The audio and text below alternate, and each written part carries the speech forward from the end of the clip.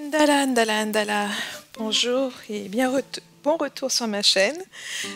Aujourd'hui, je voulais parler un petit peu de spiritualité africaine et des animaux de compagnie, mais des animaux en général, les animaux que l'on garde en Afrique. Je voulais faire ça un peu parce que j'y avais déjà un petit peu touché quand j'ai fait ma vidéo sur les totems africains. Mais aussi quand j'ai parlé un petit peu des animaux de compagnie dans le contexte européen. Et je voulais vous parler de ça parce que, bon, maintenant je suis en ce moment au Sénégal, comme je vous le disais, et je commence à observer de certaines choses qui se retrouvent au Cameroun, qui se retrouvent aussi en Côte d'Ivoire où j'ai habité pendant quelques années.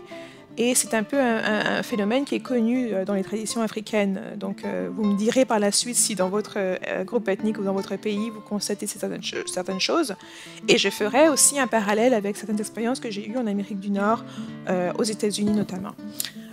Donc, quand vous voyez les gens, si vous êtes en Europe, les personnes, il y a de plus en plus de personnes qui sont comme on dit, des amoureux des animaux, qui ont des chiens et des chats, des animaux de compagnie chez eux, des oiseaux, etc.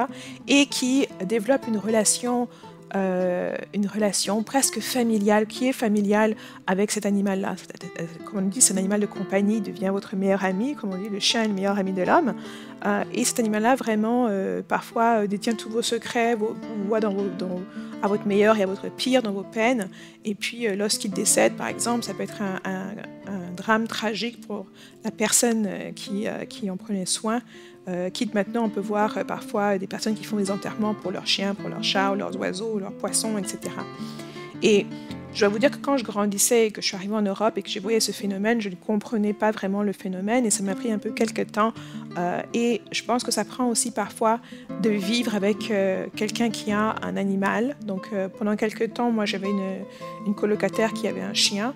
Et pour moi, c'est ça qui m'a vraiment touchée en voyant comment vraiment le chien, il y a une relation qui se noue, même avec moi qui venais d'arriver dans l'espace, et puis il m'a comme adoptée. Et chaque jour, tu rentres du travail et il est là à t'attendre, t'attendre avec ses humeurs et ses états d'âme. Donc tu prends l'animal comme il est, hein, avec ses avantages et ses défauts. Mais pour moi, ça m'a vraiment ouvert l'esprit en voyant que, par exemple, quand moi, finalement, je devais quitter ma colocation, je devais partir, je me souviens, les 2-3 jours, c'est comme si le chien sentait que j'allais partir, qu'il y avait quelque chose qui n'allait pas, que j'avais plus être là. Et il venait, il était très clingy, il était toujours en train de me courir après, de rester avec moi toutes les minutes que je pouvais. Et puis ma colocataire me disait qu'il savait que j'allais partir, il sentait que j'allais partir. Et je me souviens le jour où la veille que je devais partir, j'étais en train de faire mes valises. Et je me tourne, il était à l'entrée de la porte de ma chambre et il avait l'air tellement triste. Et le jour où je suis partie, c'est vraiment la première fois de ma vie que moi j'ai vu un chien pleurer. Donc il y avait les larmes qui lui coulaient des yeux et en plus c'était un tout petit chien, un chihuahua. Et vraiment, moi-même, ça m'avait tellement émue que j'ai pleuré dans le taxi en allant à l'aéroport.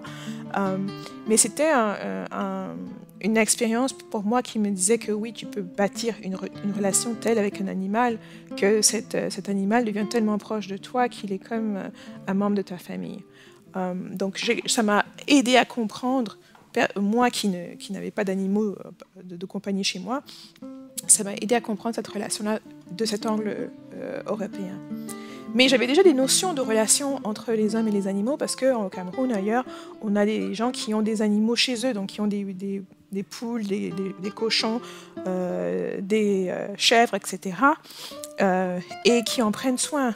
Au Cameroun, on habitait à un moment donné pas très loin du marché de bœuf et quand il y avait les personnes, les bergers qui amenaient leurs troupeaux soit à l'abattoir pour les vendre, ou pour en vendre, je dirais, parfois, moi, je m'asseyais sur la route où ils descendaient et je parlais à quelques personnes ou j'observais tout simplement et je pouvais voir, il y en avait qui avaient un nom pour chaque animal dans leur troupeau et qui les appelaient. Et on voyait qu'à chaque fois qu'ils les appelaient, ils venaient un à un à lui et je trouvais ça extraordinaire. Après, ils passaient au lieu en Europe où tu as un animal de compagnie qui est enfermé dans ton appartement toute la journée ou enfermé chez toi ou peut-être si tu as de la chance dans le jardin qui reste seul toute la journée, les bergers en Afrique, à l'époque, ils restaient toute la journée avec leurs animaux, ils les emmenaient au pâturage, ils parlaient avec eux, ils chantaient, il y a comme ils passaient du temps avec eux, parfois vous pouvez en voir qu'ils sont en train de parler avec eux aussi. Donc c'est une relation où tu passes toute la journée avec eux, même si tu sais que à la fin du mois ou dans 6 mois, il y en a 1 ou 2 qui seront vendus ou qui seront abattus.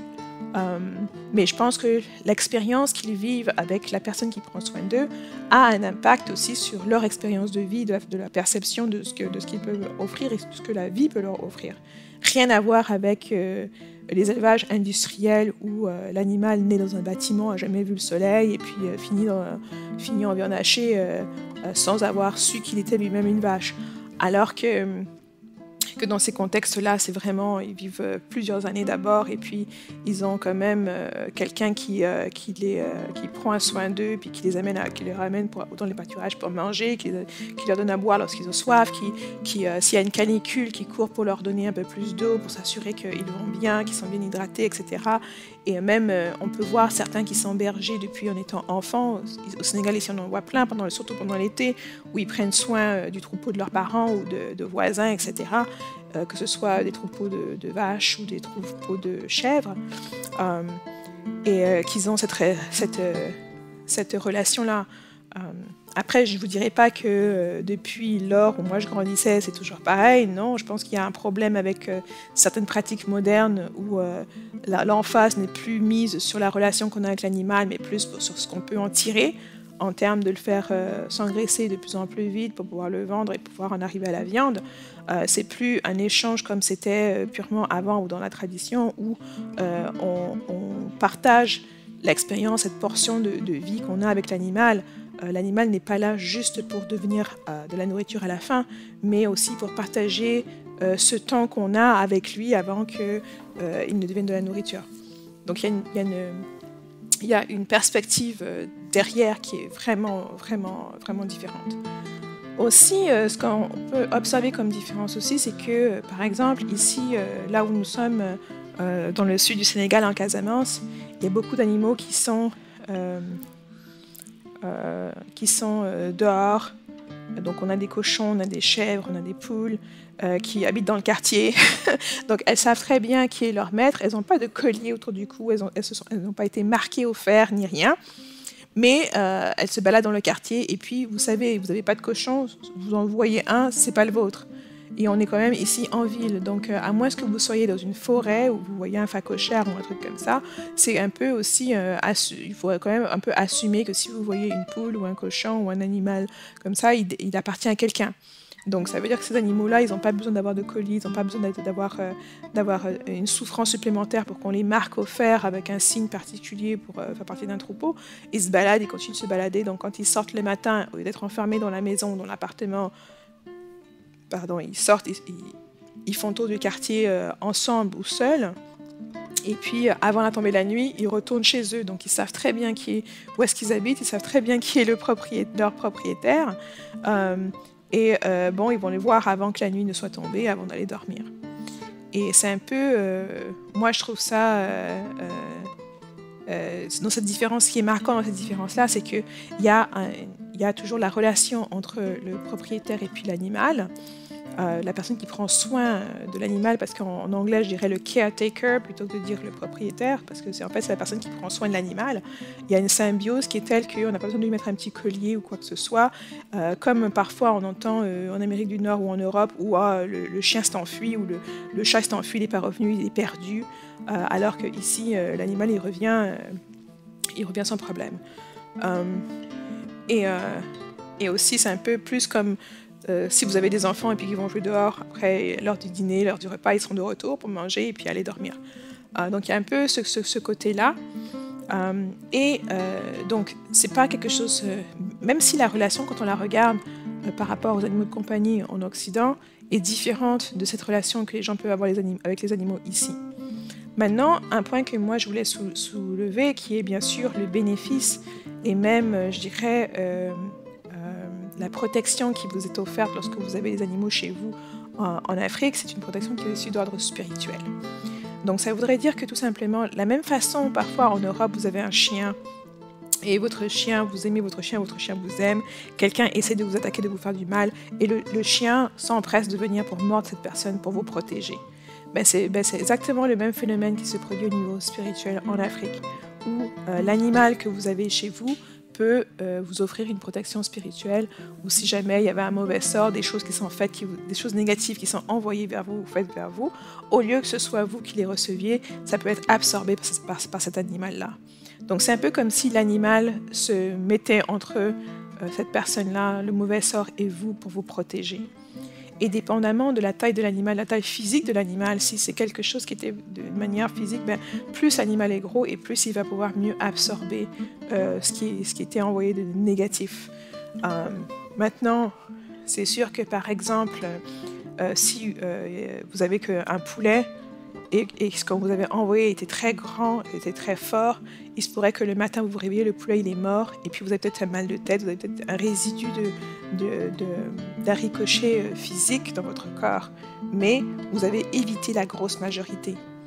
Et ça, vous pouvez le voir, ça peut être vu aussi que par exemple, si c'est un animal plus grand, une chèvre ou même une vache que vous aviez chez vous dans votre compound, dans votre terrain, et que l'animal absorbe, peut-être qu'au lieu que la vache elle soit morte parce qu'elle est bien plus imposante, elle pourrait peut-être être malade. Vous allez voir qu'il y a quelque chose qui ne va pas bien avec votre vache.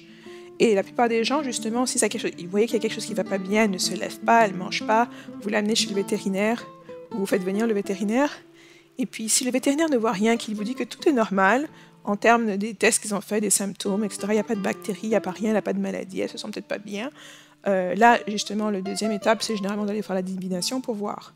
Et là, en divinant, on peut vous dire qu'il y avait que c'est pas quelque chose de naturel, quelque chose de surnaturel qui s'est produit, et que cet animal, en fait, vous a couvert.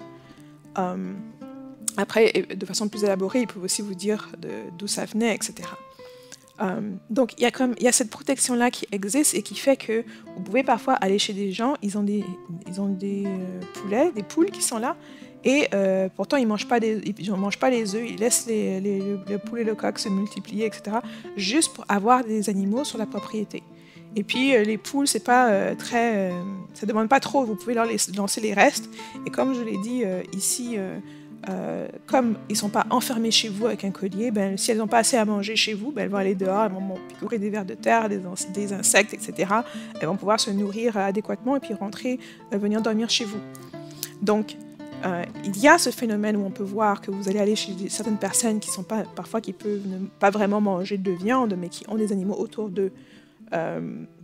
Donc, il faut que vous sachiez qu'il y a aussi une raison spirituelle derrière ça. Et après, bien sûr, le petit caveat que je mets, c'est que oui, effectivement, plus l'animal il est grand et plus il peut absorber l'énergie négative si elle vous est destinée. Mais ce qui joue aussi dedans, c'est la relation que vous avez avec l'animal. Donc, par exemple, si vous aviez un lapin ou des animaux que vous étiez en train de prendre soin pendant un certain temps, plus cette relation que vous prenez soin d'elle est durable, donc c'est-à-dire que plus ça fait de temps que vous en prenez soin, et plus forte sera la protection spirituelle que l'animal peut vous accorder. La même chose, le chien que vous recevez le premier jour, qui ne vous connaît pas, qui essaie de vous connaître, si on essaie de vous attaquer, il n'aura peut-être pas le réflexe d'aller vous défendre parce qu'il n'a pas d'affinité ou de lien affectif avec vous. Par contre, si c'est un chien que vous avez reçu et élevé depuis qu'il est chiot et maintenant il est déjà adulte, et que quelqu'un essaie de vous attaquer, ce sera peut-être un réflexe tout de suite de venir vous défendre à cause de la relation que vous avez. Donc aussi, la défense va être basée non seulement sur la relation que vous avez, mais sur la taille de l'animal. Donc c'est bien connu que si vous avez un gros chien, un gros chien, il pourra faire beaucoup plus de dégâts qu'un petit chien.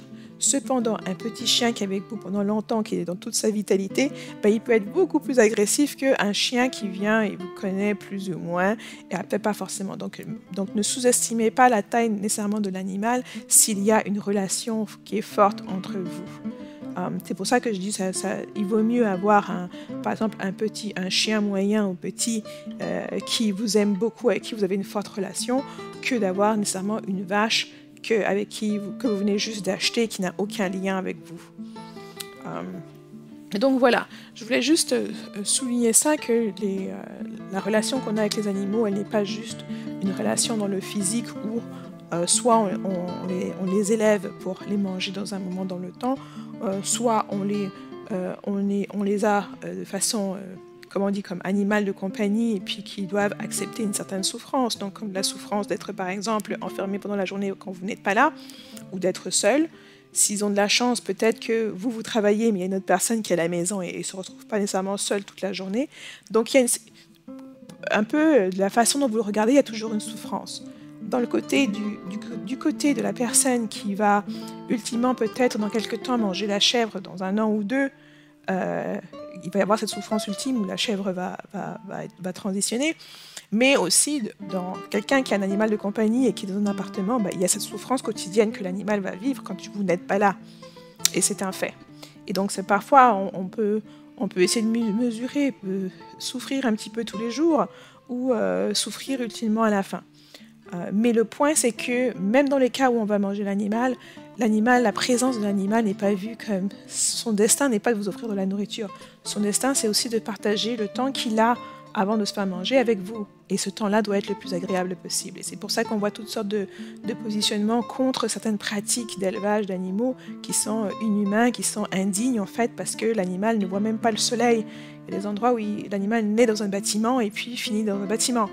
Il ne sait même pas que c'est une poule, il ne sait même pas que lui-même c'est une vache, tout simplement parce qu'il n'est pas dehors à expérimenter, à goûter différentes fruits et différentes choses. Et je vous dirais aussi que malheureusement en Afrique, on commence à voir des entrepreneurs qui ont cette mentalité un peu européenne moderne, nocive, où ils veulent en fait regarder qu'est-ce qu'ils peuvent tirer, le maximum qu'ils peuvent tirer de l'animal, c'est-à-dire l'engraisser en moins de temps possible pour ne pas avoir à utiliser trop de nourriture et pour pouvoir aller direct à l'abattoir. Alors que c'était pas du tout ça la logique derrière, c'était on va avoir un animal pendant 1 an ou 2 ans, on va en prendre soin, on va lui donner une expérience qui est agréable, on va le faire traverser plusieurs kilomètres avec nous, on va lui parler, on va lui chanter, on va lui donner un nom, on va passer du temps avec lui ou avec elle, et puis on va quand même lui faire apprécier les saisons qui passent, la pluie, que ce soit la pluie, le soleil, etc. Et on va apprendre à connaître cet animal aussi. Donc il y a un shift, et moi c'est pour ça que je trouve qu'il y a une partie de la tradition qui doit être ramenée, qui doit être maintenue en vie, surtout pour ceux qui veulent être des entrepreneurs, où vous devez vous dire qu'il y a une façon humaine de le faire ça. Moi je voyais un documentaire assez récent, une vidéo assez récente au Cameroun, où les gens ont commencé à faire de l'élevage industriel de poules dans des bâtiments, où on entasse les poules ensemble. Mais c'était vraiment horrible.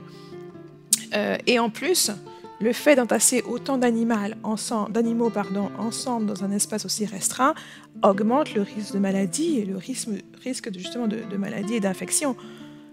Donc, je pense qu'il faut essayer de se détacher d'avoir une vision de l'argent, de maximiser le profit à tout coup, qui est mauvaise, et de se dire que cet animal-là mérite d'avoir aussi une expérience de vie digne. Il va vous donner de la nourriture en retour, mais au moins le temps qu'il se développe, laissez-le vivre et respirer, voir le soleil, marcher dehors comme vous le faites.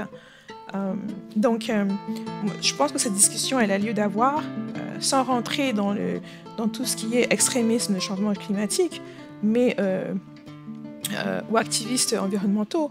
Mais c'est de bien reconnaître quand on vit en harmonie avec la planète et avec la Terre, on reçoit exactement ce qu'on donne. Donc quand on violente des animaux et on les exploite de cette manière-là, c'est aussi ce qu'on va recevoir ultimement. Tout ça a été un peu de voir le côté négatif, mais essentiellement c'était pour dire qu'en Afrique, on reçoit aussi des protections parce qu'on choisit de devenir responsable pour certains animaux. Ces animaux-là vont venir à nous pour avoir de la nourriture, pour avoir du réconfort aussi. Et puis ces animaux-là sont très souvent prêts à nous protéger, que ce soit de manière physique, mais aussi de façon spirituelle. Et ça, je souligne ça aussi parce que moi je parlais du milieu quand on est en ville, mais lorsque vous êtes en milieu rural ou ailleurs, et c'est pour ça qu'à l'époque, en tout cas dans les traditions africaines, dans la plupart, on n'a pas d'hôtel à l'intérieur de la maison, on a ce qu'on appelle souvent des shrines qui sont dehors, dans la nature. Et quand on fait des offrandes de nourriture au niveau de l'hôtel, il y a d'autres animaux qui viennent se servir dedans. D'ailleurs, parfois, si vous laissez de la mangue ou des fruits ou du couscous de maïs ou autre, des offrandes que vous faites, et que ça fait plusieurs jours et que c'est toujours là, ça n'a pas été touché, etc., ça peut être une indication qu'il se passe quelque chose d'autre qui n'est pas forcément positif. Mais vous pouvez voir que pour beaucoup de personnes, que lorsque vous faites ça, il peut y avoir des singes qui viennent, il peut y avoir des fourmis, il peut y avoir des oiseaux. Et c'est la même chose, si vous avez une pile où vous mettez votre compost, vous prenez les restes de cuisine, etc., vous les balancez là-dedans, il peut y avoir justement des singes, des oiseaux, toutes sortes d'animaux qui vont venir à votre pile de compost pour se servir, pour manger.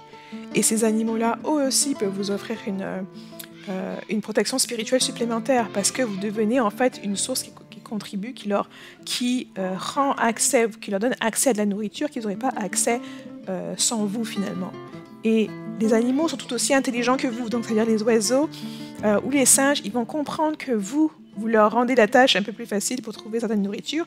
D'ailleurs, ça ne prend pas très très longtemps si vous commencez une pile de compost avec des animaux sauvages autour, pour qu'ils viennent, pour qu'ils voient que c'est de la nourriture qui est accessible et qu'ils voient, si jamais vous n'êtes pas agressif envers eux, qu'ils peuvent venir se servir. Et c'est pareil, comme je mentionnais pour les fourmis aussi. Donc c'est pas, quand je parlais de la taille, mais je parlais aussi de la relation que vous avez avec ces animaux-là, et ça inclut les insectes, aussi petits qu'ils puissent être. Maintenant, je voulais faire un tout petit parallèle, parce que j'ai aussi vécu en Amérique du Nord, et que souvent les gens me disent toujours que « Ah oui, c'est des choses qu'il y a en Afrique, on n'a pas ça chez nous, etc. etc. » Et alors je vous dis toujours, vous qui êtes par exemple en Europe ou en France, je n'ai pas pu observer ça autant, mais observez les choses avant de dire que ça n'existe pas chez vous. Parce que moi, en Amérique du Nord, j'ai fait plusieurs voyages en Louisiane, à la Nouvelle-Orléans, et pendant un de mes voyages, justement, il y avait un monsieur qui avait des alligators qui traversaient son terrain. Et les alligators, ça faisait des années que les alligators traversaient son terrain. Il y a des enfants en bas âge qui jouent, l'alligator passe quand les enfants sont en train de jouer. Personne n'a peur. Ils n'ont pas peur que l'alligator les attaque, ni rien. Et puis des fois, ils vont laisser du poisson ou de la viande à un endroit spécifique, sachant que les alligators vont aller là-bas pour les manger. Et vous allez voir l'élément de protection, c'est que parfois, quand il y a des étrangers qui viennent sur le terrain ou qui veulent menacer et autres, l'alligator pointe son nez pour leur faire peur. Donc il y a une relation qui est présente, une relation physique où l'alligator va venir en fait pour protéger cette famille-là en vertu de la relation qu'eux ils ont avec. Donc c'est pour ça que je vous dis, c'est pas un phénomène qui est unique en Afrique. Il se produit, je pense, partout là où est-ce que les gens mettent de l'effort d'être en harmonie avec le domaine, l'endroit, l'environnement où ils vivent et puis les animaux qui y vivent aussi. Après, il peut y avoir aussi d'autres notions spirituelles derrière, comme je vous le mentionnais. S'il y a une affinité ou un totem animal avec ces animaux-là, la protection va être aussi beaucoup plus forte. Mais moi, je l'ai vu aussi avec d'autres personnes, notamment même au Canada, où vous avez sur votre territoire, vous faites pousser certains éléments, vous laissez certains éléments accessibles à des animaux qui sont sauvages. Par exemple, ça peut être des biches qui viennent manger vos framboises, des framboises que vous avez mis dans un coin justement pour que ce soit accessible à d'autres animaux, et puis qui à chaque fois qu'ils viennent, ils vous jettent un petit coup d'œil, vous dites un peu bonjour, mangent ce qu'ils ont à manger et puis s'en vont. Donc ça aussi, c'est une relation symbiotique qui fait que ces animaux-là, après, ont une relation avec vous qui fait que spirituellement, ils peuvent venir en votre aide ou venir en votre protection, surtout s'ils sont sur votre territoire. Ça dépendrait maintenant, tu vois, s'ils sont chassés d'ailleurs et qu'ils finissent par hasard chez vous, mais s'ils restent à la vicinité de votre territoire et que c'est une relation qui s'établit à long terme, plus longtemps la relation est présente et plus cette relation-là pourra avoir une force spirituelle de protection.